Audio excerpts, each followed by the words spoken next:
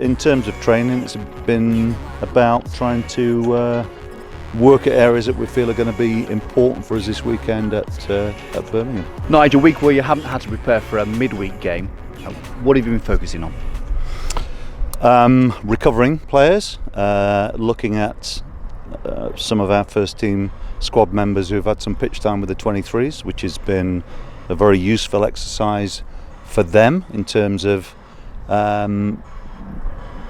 regaining some confidence in their ability to perform. And in terms of training, it's been about trying to work at areas that we feel are going to be important for us this weekend at Birmingham. At this stage of the season, how much physical work do you do and how much is it tactical and mental? It's always about getting the balance right between the two. I mean, at the stage of the season that we are, with the number of games that we play, it's very rare to get the opportunity to get any training adaptations physically.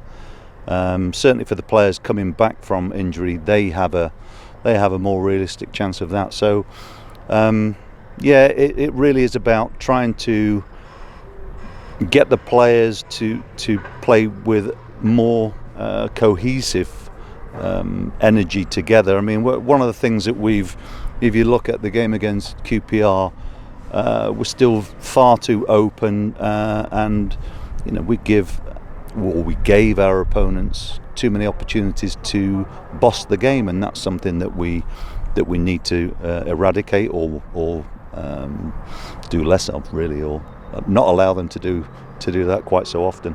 You talked about players potentially who've been out coming back in, the likes of Baker, Dowder, Watkins, Walsh. What do you have to weigh up before considering whether to include them in a matchday squad? Well, there is a possibility of them being involved in the squad. The problem is resisting the temptation to really just throw them in there. I've said before that it's really important that when we get players back, they're here for the longer term. And one of the problems that we've had as staff is to, especially on the back of a couple of defeats, is the temptation of making the types of changes which will put those players at risk. So I was really pleased with all of their contributions for the 23s on Tuesday, because they all looked pretty comfortable. I think they were all satisfied with getting some time again in a competitive sort of environment, but it's quite a big leap to then throw them back in, and I don't really want to take undue risks. That's the most important thing. So we've still got a number of games left. Really important that we weather this difficult period that we've been through over the last 10 games or so. It has been a trying experience for everybody, and I know it's a frustration for the fans, but for the players as well, it tests their resolve. And what we have to do is find a more long-term solution to our difficulties in terms of staying in games, because we've won enough games, we haven't drawn enough games, and we've lost too many, and that's the we have to be more at times resilient collectively. You talked about not taking risks with players, and early in the week you were very clear that with Adam and Zach you'd make sure they went through the protocols. Yeah. How are they, and what's the progress?